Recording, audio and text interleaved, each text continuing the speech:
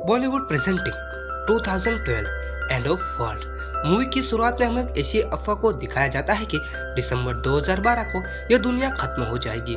इसके बाद कुछ वैज्ञानिक और नासा के लोगों ने मिलकर इस बात पर रिसर्च किया। मूवी के अगले सीन में हमें इंडिया का सीन दिखाया जाता है, जिसमें एक अमेरिकन जूलॉजिस्ट एडियन को इंडिया में एक एस्ट्रोफिजिक्स सतनाम से बात की जाती है, जिसमें उनको यह बात मालूम पड़ती है कि एक सोलर फ्लेयर अर्थ तो गर्म कर रही है। इसके बाद हमें जूलॉजिस्ट एडियन को देखते हैं जो वॉशिंगटन डीसी में जाता है। एडियन वहां पर जाकर चीफ ऑफ स्टाफ को अपनी सारी रिसर्च इंफॉर्मेशन के बारे में बताता है। चीफ ऑफ स्टाफ एडियन की सारी इंफॉर्मेशन सुनने के बाद ये सारी इंफॉर्मेशन यूएस ऑफ प्रेसिडेंट के पास ले जाता है। इसके बाद हमें 2012 का सीन दिखाया जाता है, जहाँ सभी मेंबर प्रेसिडेंट के साथ एक सीक्रेट मीटिंग रखते हैं और उनको बताते हैं कि हमारी तकनीक खत्म होने वाली है और इस मीटिंग में एक सीक्रेट मिशन स्टार्ट करने की बात तय की जाती है। इसके बाद हमें चाइना का सीन दिखाया जाता है, जहाँ चाइना के आर्मी ऑफिसर अपना मिशन भी स्टार्ट कर रहे होते हैं, जहाँ वो एक बड़ा जहाज बना रहे थे, जहाँ उस शिप में 1 लाख लोगों की रखने की कैपेसिटी मौजूद थी। जहाँ पर हमें एक और आदमी को दिखाया जाता है जो इस शिप में काम कर रहा होता है। इसके बाद हमें प्रेसिडेंट की बेटी लॉरा को दिखाया जाता है। इसको जब ये बात पता चलती है कि 2012 को यह दुनिया खत्म हो जाएगी, तो वहाँ पर वो मोनालिसा की पेंटिंग चुरा लेती है, क्योंकि वो पेंटिंग बहुत ही ज्यादा रेयर पेंटिंग होती है। फिर साल 2012 का आता है, जहाँ पर हमें साइंस फिक्शन राइटर को दिखाया जाता है जिसका नाम जैक्सन था। जैक्सन जल्दबाजी में उठता है क्योंकि उनको अपने दोनों बेटों को कैंपियन में ले जाना होता है। इसके बाद जैक्सन अपनी कार को लेकर जल्दी से एक्स वाइफ के घर जाता है। इसकी एक्स वाइफ अपने किसी दोस्त के साथ रह रही होती है। इसके बाद जैक्सन अपने दोनों बेटों को लेकर कैंपियन में चला जाता है, जहाँ वो एक पार्क में जाता है, क्योंकि वो अक्सर इस जगह पर अपनी वाइफ के साथ आया करता था। अब वो देखता है कि यह जगह बहुत ही ज्यादा वीरान हो चुकी है। वहाँ पर एक समय पर एक तालाब हुआ करता था जो आज पूरी तरह से सूख गया है। अब जैक्सन वहाँ पर एक वार्निंग स्टेज पार कर लेता है, जहाँ पर जाना कानूनी जुर्म था, लेकिन जैक्सन अपने दोनों बेटों के साथ लेकर वहाँ चला जाता है। अब जैक्सन की इसी हरकत की वजह से मिलिट्री के लोग वहाँ पर आ जाते हैं। वो वहाँ पर आकर जैक्सन और उनके दोनों बेटों को अपने साथ लेकर एक सीक्रेट जगह पर ले जाते हैं। वही हमें उसी जगह पर एक आदमी को दिखाया जाता है जो दूर से जैक्सन और मिलिट्री बेस पर ध्यान रख रहा होता है। अब जब वो लोग मिलिट्री बेस पहुंच जाते हैं तो वहाँ पर जूलॉजिस्ट एडियन को मिलता है।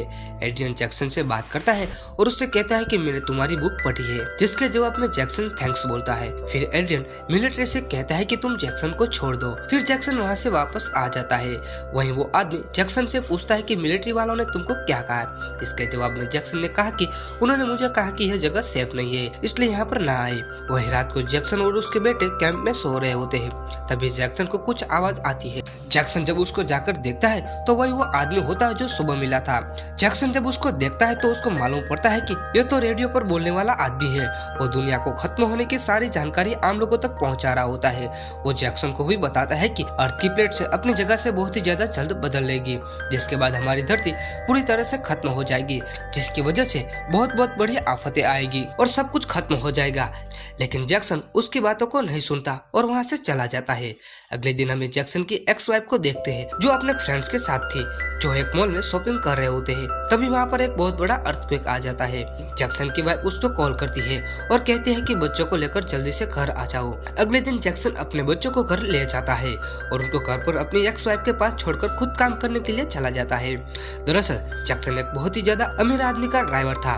उस आदमी के दोनों बेटों को एयरपोर्ट पर छोड़ने जा रहा होता है। तभी वहाँ पर हम देखते हैं कि कैलिफोर्निया में एक बहुत बड़ा अर्थक्वेक आ जाता है, जिसके बाद जैक्सन जल्दी गाड़ी लेकर अपनी एक्स वाइफ के घर आ जाता है, जहाँ वो अपनी फैमिली को सेफ रखने की कोशिश करता है। यहाँ पर यह अर्थक्वेक इतना खतरनाक होता है कि पूरा कैलिफोर्निया पूरा जमीन में समा जाता है, जहाँ पर सभी रोड 2 हिस्सों में बटे हुए थे और सभी गाड़ियाँ जमीन के अंदर गिर रही होती है। अब धरती का अंत का आरंभ हो चुका था। यहाँ पर बड़ी बड़ी बिल्डिंगें गिरने लगी थी, जहाँ बहुत सारे लोग जमीन में दफन होने लगे थे। यहाँ पर जो भी ब्रिज, कार या कोई बिल्डिंग थी वो सभी गिरने लगी थी। यह अर्थक्वेक बहुत ही ज्यादा खतरनाक था, जिसमें कैलिफोर्निया के सभी लोग लगभग मारे जा चुके थे। अब जैक्सन मुश्किल से सभी की जान बचाते हुए एयरपोर्ट पहुंच जाता है। जब जैक्सन एयरपोर्ट पर पहुंच जाता है तो वो अपनी एक्स वाइफ को बताता है कि गवर्नमेंट एक सीक्रेट मिशन पर है और एक बड़ा शिप बना रहे हैं और उस बड़े शिप तक पहुंचने के लिए एक मैप है और वो मैप उसी आदमी के पास है जो दूरबीन से जैक्सन पर नजर रख रहा होता है। अब जैक्सन उसी आदमी के पास उसी पार्क में पहुंच जाता है। तभी वहाँ पर एक बहुत बड़ा ज्वालामुखी एक्टिव हो जाता है, जहाँ जैक्सन और उसकी फैमिली को वो मैप मिल जाता है। वो वोल्केनो इतना खतरनाक था कि वहाँ से निकलना मुश्किल था, लेकिन जैक्सन कई मुश्किलों के बाद भी अपनी फैमिली को वहाँ से निकालने में कामयाब हो जाता है। मैप से उन लोगों लोगों को पता चलता है कि वो शिप चाइना में है, इसलिए उनको चाइना जाने के लिए एक बहुत बड़े एरोप्लेन की जरूरत है। वहीं जैक्सन अपनी फैमिली को लेकर वो अपने बॉस के पास पहुंच जाता है।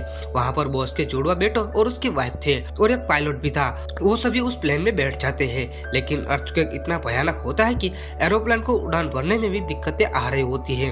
कई मुश्किलों के बावजूद भी वो वहाँ से निकलने में कामयाब हो गए थे। वही हमें एड्रियन को दिखाया जाता है जो अपने फादर से बात कर रहा होता है। एड्रियन के पिता एक म्यूजिशियन थे और वो उस समय एक शिप में ट्रैवल कर रहे होते हैं। वही एड्रियन अपने पिता को बताता है कि हमारी धरती तबाह होने वाली है। इस बात को लेकर एड्रियन और उनके पिता दोनों रो रहे थे, क्योंकि उनको ये बात पता थी कि अब हम कुछ वक्त ही जिंदा रहेंगे।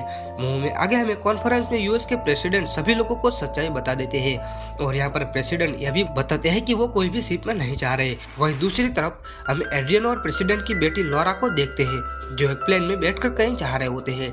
वहीं जैक्सन अपनी फैमिली को लेकर चाइना पहुंच जाता है। जैक्सन के साथ उसके बॉस की फैमिली वहां पर उनके साथ मौजूद थी, लेकिन उनकी मुसाफरी बहुत ही ज्यादा खतरनाक थी। परंतु कितनी मुश्किलों के बावजूद भी वो चाइना पहुंच गए थे। वहीं यूएस के प्रेसिडेंट आम जनता के बीच एक अर्थक्वेक में मारे जाते हैं। दूसरी तरफ एड्रियन के फादर जो बीच समंदर में जहाज में थे वो भी मारे जाते हैं, क्योंकि वहाँ एक बहुत बड़ा तूफान आ जाता है जिससे वो जहाज समंदर में डूब जाता है। वहीं एड्रियन का जो इंडिया में दोस्त था वो भी सुनामी में मारा जाता है। अभी एड्रियन को यह बात पता चल गई थी कि धरती के सारे लोग धीरे धीरे मर रहे हैं और जिनके पास 1 बिलियन यूरो है उनको इस शिप में आने की इजाजत है। यह सुनकर एड्रियन को बहुत ही ज्यादा गुस्सा आ जाता है। वो कहता है कि और भी ज्यादा लोग बच सकते हैं इस शिप की वजह से। दूसरी तरफ जैक्सन के पास चाइना की आर्मी वहाँ आ गई थी, लेकिन जैक्सन के बॉस के पास ग्रीन कार्ड था। उनको उस शिप में जाने की परमिशन दी जाती है, लेकिन जैक्सन की फैमिली को अंदर नहीं आने दिया जाता क्योंकि जैक्सन के पास कोई ग्रीन कार्ड नहीं था। वहीं उस आदमी को दिखाया जाता है जो उस शिप के मिशन में था। उसकी वाइफ और मदर को अंदर आने की परमिशन दे देता है, लेकिन जैक्सन को इजाजत नहीं देता। जैक्सन की फैमिली की कई रिक्वेस्ट करने के बाद उनको अंदर आने की इजाजत दी जाती है, पर यह बात खुफिया रखी जाती है। वो लोग एक सीक्रेट रास्ते से अंदर आ रहे होते हैं जहाँ पर और भी ज्यादा लोग थे जो भी अंदर आना चाहते थे, लेकिन यहाँ का जो हेड था वो उनको अंदर आने से मना कर देता है। वहीं समुद्र में एक बहुत बड़ी सुनामी उनके पास 28 मिनट में पहुंच जाएगी, इसलिए उनको शिप को स्टार्ट करना था। दूसरी तरफ जैक्सन के बॉस के पास ग्रीन कार्ड होने के बावजूद भी उनको अंदर नहीं आने दिया जाता, इसलिए वो अभी भी बाहर थे। इसी बीच शिप स्टार्ट हो जाता है तो उसी दौरान जैक्सन की एक्स वाइफ के फ्रेंड की भी मौत हो जाती है। अब यहाँ पर सभी लोग बहुत ही ज्यादा परेशान थे। वहीं हमें शिप के अंदर का सीन दिखाया जाता है जहाँ एड्रियन कहता है कि इंसानियत के नाते हमें सभी लोगों को अंदर आने देना चाहिए। हेड इनकी बात मान के मुख्य दरवाजा खोल देता है, जिसकी वजह से जितने भी लोग बाहर थे वो अंदर आ जाते हैं। वहीं जैक्सन भी खुफिया रास्ते से अपनी फैमिली को लेकर अंदर आ रहा होता है। तभी वहाँ शिप के इंजन में खराबी आ जाती है, जिसकी वजह से शिप का दरवाजा बंद नहीं होता। लेकिन तभी वहाँ सुनामी की लहर आ जाती है, जिसकी वजह से शिप के अंदर बहुत ही ज्यादा पानी आ गया था, इसलिए सब लोग डर जाते हैं। इस शिप में पानी इसलिए आया होता है क्योंकि दरवाजा का हाइड्रोलिक शाफ्ट जब तक वो वायर नहीं निकलता तब तक शिप का दरवाजा बंद नहीं हो सकता।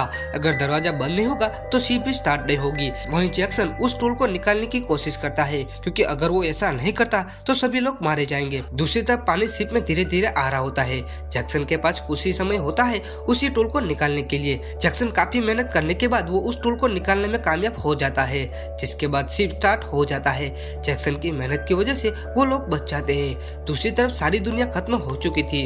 इस धरती पे जितने भी लोग जिंदा थे वो इस शिप में मौजूद थे और वो लोग खुश भी थे। फिर उन लोगों का एक नया साल शुरू होता है। फिर वो जहाज समंदर में 1 साल तक धरती का चक्र लगाता रहता है। कुछ जगह पर धरती दिखाई देती है जहाँ वो सभी लोग उस धरती पर अपना पैर रखते हैं। और इसी के साथ ही यह मूवी यहाँ पर खत्म होती है। यह मूवी आपको कैसी लगी हो हमें कमेंट्स में जरूर बताएं।